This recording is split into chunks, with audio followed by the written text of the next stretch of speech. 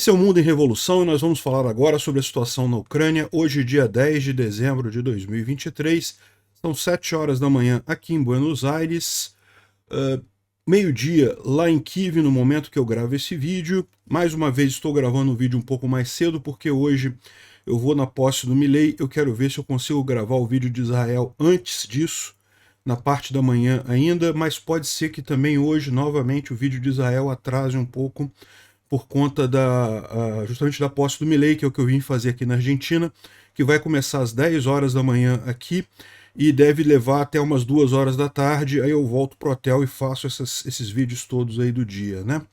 Bom, não teve mais uma vez bombardeio de grande monta aqui na Ucrânia ontem, não houve mísseis, não houve drones, e também o número de russos mortos diminuiu consideravelmente de anteontem para ontem, né?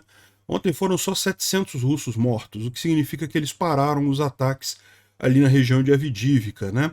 É curioso, parece que é aquilo que a gente falou mesmo. O Putin queria anunciar a candidatura dele para as eleições de 2024 com uma boa notícia. Como não teve boa notícia, ele já anunciou a candidatura dele, a pressão diminuiu lá dos russos, né? Ou isso, ou eles estão guardando força para fazer mais um ataque de mísseis e drones, e mais um ataque ali em Avdiivka, enfim, vamos ficar sabendo nos próximos dias. Teve uma tentativa de avanço russo aqui em Krink. Os russos estão muito preocupados com a cabeça de ponte ucraniana aqui em Krink, porque eles sabem que agora no inverno abre-se a possibilidade dos ucranianos realmente iniciarem uma ofensiva por ali. E tentaram mais uma vez desalojar a cabeça de ponte, mais uma vez com falha, perderam mais um monte de equipamento aqui em Krink, na margem esquerda do rio Dnipro, né? O Tucker Carlson ontem falou sobre o Gonzalo Lira, que é aquela Roussetti, jornalista Roussetti americana, que entrou na Ucrânia fazendo maior auê, justamente querendo ser preso, né, claramente querendo ser preso, acabou preso, depois falou que ia atravessar a fronteira, ele foi solto em liberdade condicional, ele tinha que ficar na Ucrânia à espera do processo dele, mesmo assim ele tentou sair do país e aí foi preso novamente, né? E aí estão fazendo um caso disso como se fosse Ucrânia contra a liberdade de expressão, prendendo jornalista americano. Cara, impressionante o nível que o Tucker Carlson chegou, né? Deve estar recebendo bastante dinheiro do Putin para isso. Vamos falar sobre essas e outras notícias em detalhes. Essas notícias foram sugeridas por Sagat Bordiev, Estação Verão e várias outras pessoas. Obrigado aí ao pessoal que sugeriu as notícias lá no nosso site, no wrevolving.com. Obrigado a você que está assistindo o nosso vídeo. Se você gosta do nosso conteúdo, por favor, deixe o seu like e se inscreva aqui no canal, né? Pois bem, como a gente falou, mais uma vez, mais um dia sem nenhum bombardeio na Ucrânia. Chega a ser estranho, porque nos últimos meses, né, todos os dias tinha drone, tinha míssil, ou um conjunto dos dois, aí uma combinação dos dois, né? Totalmente ineficientes. No final das contas, a Ucrânia já tem hoje um sistema de defesa antiaéreo muito melhor do que o russo, e com isso pouco resultado tinha esses ataques russos, mas ainda assim é sempre preocupante isso, né? De qualquer forma, os ucranianos atingiram alguma coisa aqui em Makivka, tá? A gente não sabe exatamente o que é ainda, não temos muitas informações, mas foi uma explosão muito grande. Makivka é nessa região aqui, ó, na região de Donetsk, ocupada pelos russos, né? Está perto da cidade de Donetsk. Provavelmente um depósito de munição ou combustível, uma vez que certamente daqui de Makivka isso deveria estar abastecendo as tropas russas aqui na região de Avdiivka. E dá para ver que foi uma explosão muito grande, só temos essa informação por enquanto. É possível que mais adiante a gente tenha mais informações sobre exatamente o que explodiu aqui nesse lado, né? Bom, e o outro ponto foi justamente ali na margem esquerda do rio Dnipro. A gente está falando aqui da cidade de Krink, né, que fica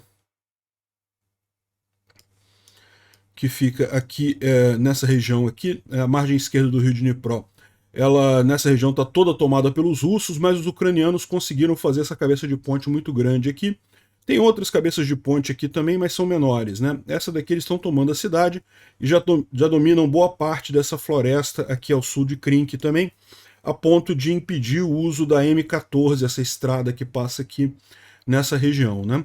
E a gente falou ontem sobre isso, os russos tentaram ontem um grande ataque para desalojar os ucranianos aqui de Krink, falharam, e hoje tentaram de novo, e falharam de novo.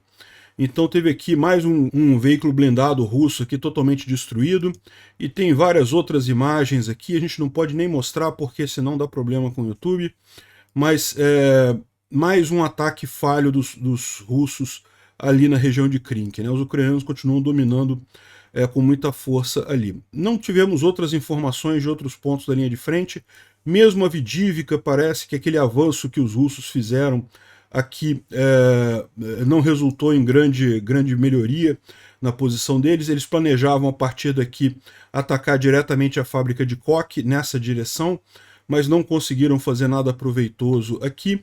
Tem também uma informação de que os ucranianos retomaram um ataque russo feito aqui no sudeste de Robotny, né, sudoeste de Robotny.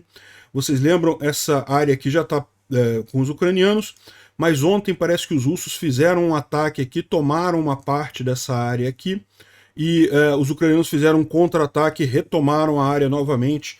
A gente vai falar sobre isso, mas vamos ver aqui os mapas do Polé-Volan, não tem nenhuma grande mudança, né? Aqui em Avdivka, novamente, mesma situação de ontem, nenhuma mudança aqui. Aqui em Robotny é onde a gente estava falando, tá vendo? Os russos fizeram um avanço significativo aqui, 1,25 quilômetros de área foram tomados pelos russos. Tá vendo? Deixa eu tirar minha cabeça daqui para ficar mais fácil de ver. Essa área toda aqui, isso aqui estava em controle ucraniano, ou então era a área cinza, e os russos fizeram um grande ataque aqui ontem, chegaram a tomar essa área toda aqui, né? Porém, a gente vai ver que isso acabou mudando depois o Polé-Volan sacaneando os americanos, né? Explicando para eles quanto é um hectare, né? Em metros quadrados e coisa e tal, né? O pessoal lá não sabe fazer conta com sistema métrico, né? Enfim, eu não sei se eu sei também, a verdade é essa. Sistema métrico, as unidades mais comuns, é lógico, a gente sabe, mas quando começa a entrar área, esse tipo de coisa... Enfim, aqui está a informação que saiu hoje, tá? Então se você olhar aqui, esse mapa aqui do Polé-Volan, falando sobre esse ataque russo nessa região aqui, a sudoeste de Robotny, foi de ontem, tá aqui, ó, 9/12 de 23, e aqui já é de hoje, 10 de dezembro, os ucranianos fizeram um contra-ataque com sucesso a oeste de Robotny e avançaram na direção de Zaporizhia também. Então, e continuam a manter as posições na margem esquerda do rio Dnipro, ali em Kherson, mesmo com tentativas russas de tirar os ucranianos dali, né? Isso aqui meio que resume basicamente tudo o que aconteceu de significativo de ontem para hoje na linha de frente. Como vocês sabem, a linha de frente, essa época do ano, ela fica parada mesmo por conta da lama, então a gente só deve ver ações um pouco maiores para o final de dezembro, início de janeiro, né? A partir do dia 15 de dezembro, já começa a ser arriscado ter alguma operação maior, porque já deve estar o solo congelado por lá.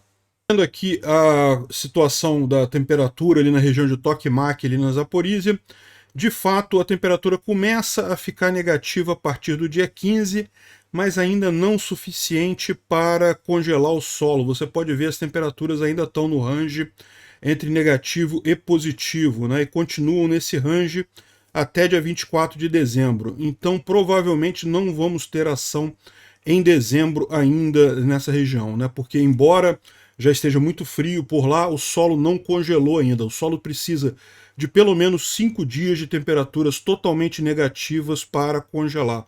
Então, pelo que está dando a condição de tempo aqui, só meados de janeiro mesmo para a gente ter alguma ação ali na Ucrânia, né?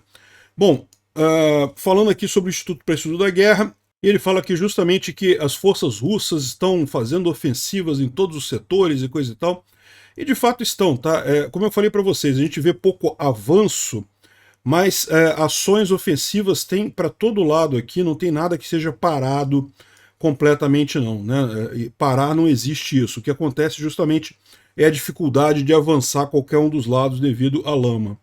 E ele fala aqui justamente que talvez o objetivo seja a eleição presidencial russa em 2024, então fazer uma boa estratégia aí para isso.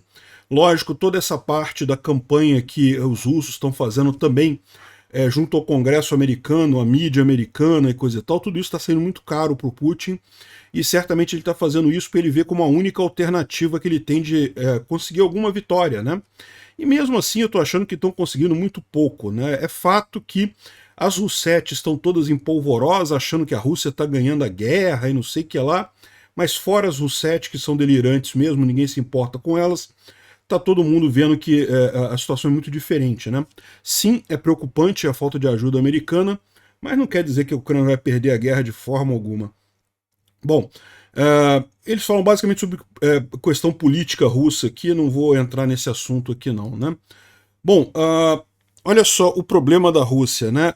A balança comercial deles ultrapassou a marca de 200 bilhões de déficit com a China. Ou seja, realmente vai ser um problema sério para a Rússia e para a China depois equilibrarem essa balança comercial, né? No final das contas, a Rússia virou de fato um puxadinho da China, uma nova Coreia do Norte, a Coreia do Norte e do Oeste. Não faz, economicamente está totalmente dependente da China no final das contas. Bom, uma curiosidade aqui, os russos estão usando uma rede em cima da trincheira, um negócio para cobrir trincheira e evitar drones FPV, né? Então dá para ver aqui que tem uma armação que você coloca o negócio em cima e isso impede drones FPV, né? Realmente é complicado. Isso daí não sei se vai ser efetivo, vamos aguardar para ver se vai ser efetivo. Eles estão montando isso em algumas trincheiras, tá vendo? Uma estrutura grande mesmo, né? Deve ser caro esse tipo de coisa, não sei se vai ser eficiente não. Vamos descobrir se isso daqui vai ter alguma eficiência mais para frente. O 13th está falando aqui sobre as eleições russas, que são uma peça de ficção, né? Aí ele está falando aqui, ó, você acha que as eleições são necessárias agora? Todos nós sabemos como isso vai terminar, certo? Para que todo esse circo com votações, com eleitores, urnas, votos, né? Outro feriado? Eu não quero outro feriado, não. Eu não acho que milhões de pessoas honestas também queiram. Essa eleição toda, essa campanha toda de eleição, que eles usam mães de soldados mortos, crianças com câncer e coisa e tal, é tão desgastante e baixa, né? Especialmente o último ponto, que tem a ver com doenças, com crianças doentes, né? Ninguém é contra isso, né? Ele vai ser eleito de novo, em 2030 vai ser eleito mais uma vez, e todo mundo sabe, já se conformou com isso há muito tempo. Vamos evitar esse circo todo, sem eleições, e gastar todo o dinheiro que está incluído nesse programa de eleição lá na linha de frente, né? Onde realmente é necessário. Aqueles que são indesejados são removidos, enviados para a prisão ou eliminados. Ele está falando aqui provavelmente do Igor Girkin, né? O Igor Girkin e o Prigozhin também, que eram os dois principais concorrentes do Putin, que eram concorrentes ainda mais radicais que o Putin. Ambos foram, o Prigozhin morreu, né, em circunstâncias estranhas, e o Igor Girkin está na cadeia, e também já falou numa entrevista recentemente que acha que vai morrer também. E algumas vezes é conveniente botar a culpa nos ucranianos. Em casos extremos, eles podem ser trancados na prisão e forçados a cometer suicídio. Ele está falando do Igor Girkin aqui. Vocês são os melhores, muito bem feito, continuem bombeando óleo, continuem roubando, né? Por favor, apenas deixem as pessoas em paz. Isso é tão fodido, né? Honestamente. E todo mundo está silencioso, como se isso sempre tivesse que ser assim, né? Ou seja, o cara está criticando as eleições do Putin, que realmente é uma hipocrisia do caramba, não tem por que ter eleição lá na Rússia. Todo mundo sabe o que vai acontecer, né? E o pior, né? Você cria todo esse clima de eleição, de votar e coisa e tal, à toa. Isso podia pegar esse dinheiro e usar na linha de frente, o que ele fala aqui, né? Olha só, o ponto que ele está colocando aqui é mais ou menos o mesmo da Ucrânia, né? A Ucrânia não vai fazer eleições ano que vem, mas isso está na Constituição da Ucrânia, tá? A Constituição da Ucrânia proíbe fazer eleições em períodos de guerra. Então, é justamente para evitar gastar esse dinheiro todo com um monte de coisa, de eleição e coisa e tal, sem resultado nenhum significativo, com um monte de risco associado, e esse dinheiro poderia estar sendo usado na linha de frente, né? Bom, agora, o Putin está fazendo a campanha dele, a principal campanha de propaganda dele está sendo feita no Ocidente, né? Ontem o Tucker Carlson, né, fez um longo vídeo falando sobre, criticando o Zelensky, porque, aliás, é curioso isso, né? Eles estão focando muito no Zelensky, eles querem desacreditar o Zelensky. Nem atacam a Ucrânia, porque eles viram que atacar a Ucrânia não pega bem com a população americana. Aí estão atacando o Zelensky particularmente, né?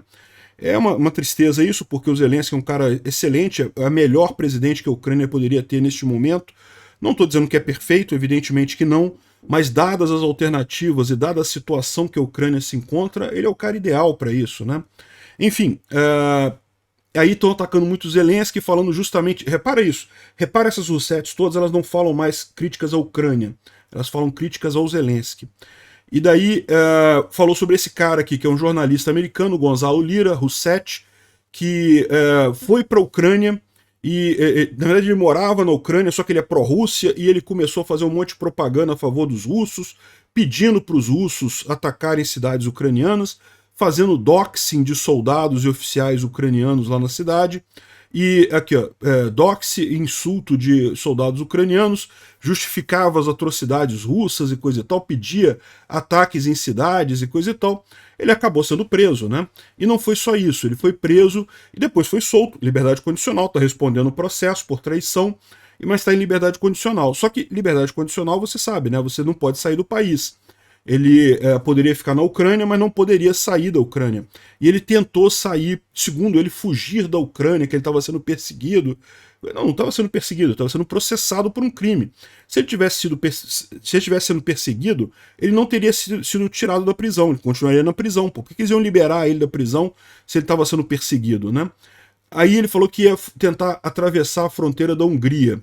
Cara, qualquer um em liberdade condicional, em liberdade provisória, se tentar sair do país, aí pronto, aí realmente, né? Ele foi preso novamente e agora tá chorando isso daí. E aí o Tucker Carlson fez todo um negócio dizendo que o Zelensky está perseguindo jornalistas americanos e não sei o que lá.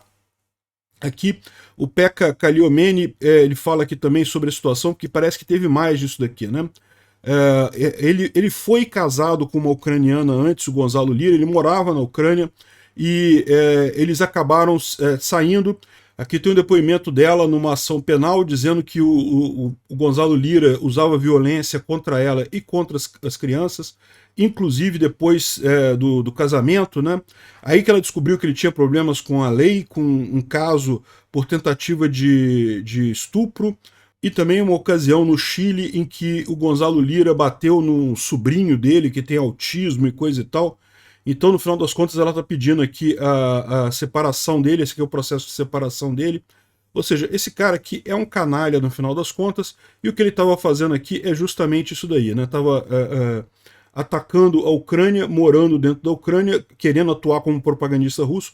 Muito provavelmente o que ele queria justamente era esse efeito, né? Era ser preso para permitir que o pessoal fizesse críticas, como se a Ucrânia está perseguindo jornalistas e coisa e tal. Um país em guerra não pode se dar o luxo de ter esse tipo de movimento dentro do próprio país, né? A Rússia é muito pior do que isso, mas muito pior. O Tucker Carlson fala alguma coisa da Rússia? Não, não fala nada, né? Fica quietinho, né? Fala da Ucrânia. Por quê? Porque, cara, eu não tenho outra alternativa que seja o Tucker Carlson tá sendo pago pela Rússia para falar desse jeito, né? Ainda teve essa outra que ele lançou outros dias aí, né? Porque ele falou que o Lloyd Austin ameaçou mandar seus tios, sobrinhos e primos e filhos para a guerra se não aprovarem o financiamento para a Ucrânia e coisa e tal, como se ele tivesse feito uma ameaça, né? Ou você aprova o financiamento para a Ucrânia, ou para os congressistas americanos, né? Ou vocês aprovam o financiamento para a Ucrânia, ou nós vamos mandar os seus filhos para a guerra e coisa e tal. E lógico, o que o Lloyd Austin falou não foi isso, o que o Lloyd Austin falou foi óbvio.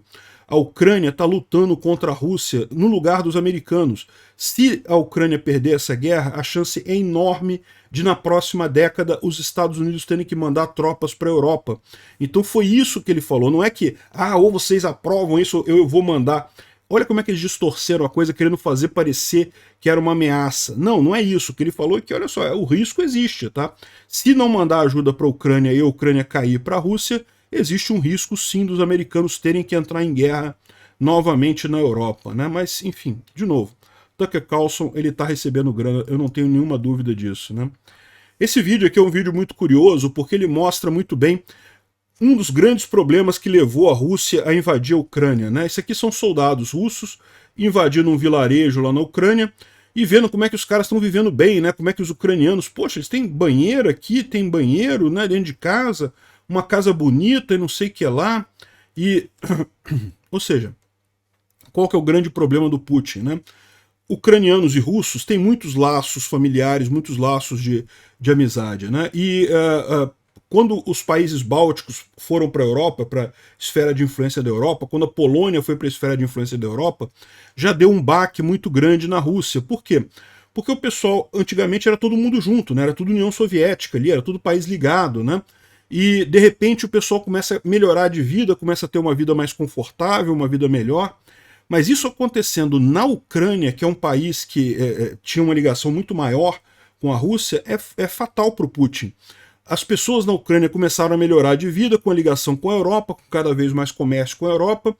O Putin ficou desesperado. O problema dele é esse, os russos começam a ver, caramba, então quer dizer que se eu abandonar o modelo soviético, se eu abandonar essa ditadura aqui e for para o livre mercado, buscar mais integração com a Europa, as coisas melhoram, a vida melhora, tem alternativa?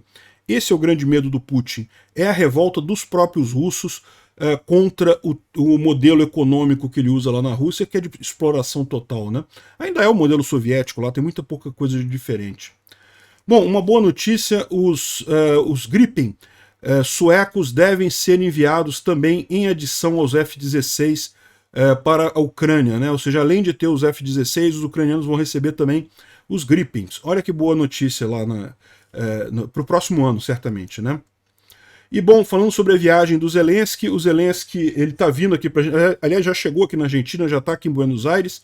Ele passou, o avião da Ucrânia teve que fazer 2 escalas, fez uma escala em Cabo Verde, e o primeiro-ministro de Cabo Verde foi no aeroporto para encontrar com o Zelensky, para tirar uma foto com o Zelensky, agradecer a ele, né?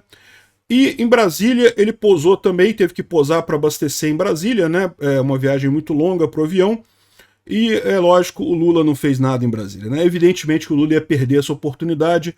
O Lula não perde uma oportunidade de perder oportunidades em termos de diplomacia mundial, né? Podia ter ido lá no aeroporto, um aceno para o Zelensky, um cumprimento e pronto, né? Não, lógico que o Lula não ia fazer isso, evidentemente que não, né?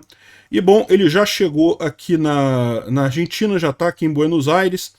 Eu não sei, cara, o hotel que eu tô aqui tá um esquema de segurança enorme aqui, eu não sei quem é, não deve ser o Zelensky, né? Mas deve ser algum líder que tá aqui nesse hotel que eu tô aqui, porque, putz, tem muita segurança lá embaixo.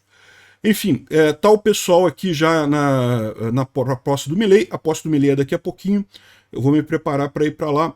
Amanhã eu ainda tô aqui na Argentina, mas eu volto pro Brasil amanhã. A partir do dia 12, os vídeos devem voltar à frequência e ao tamanho normal, tá? Bom, pessoal, eu vi agora que eu gravei o vídeo todo sem a minha cara aqui, depois que eu tirei minha cara lá em determinado momento. Bom, faz parte, né? Tô na pressa aqui, eu tenho que correr para sair daqui a pouquinho. Então esse vídeo vai ter que ficar desse jeito mesmo. Se fosse situação normal, eu regravaria o vídeo todo, mas agora vai ficar assim mesmo. Dia 12 melhora. Obrigado por assistir o vídeo até o final.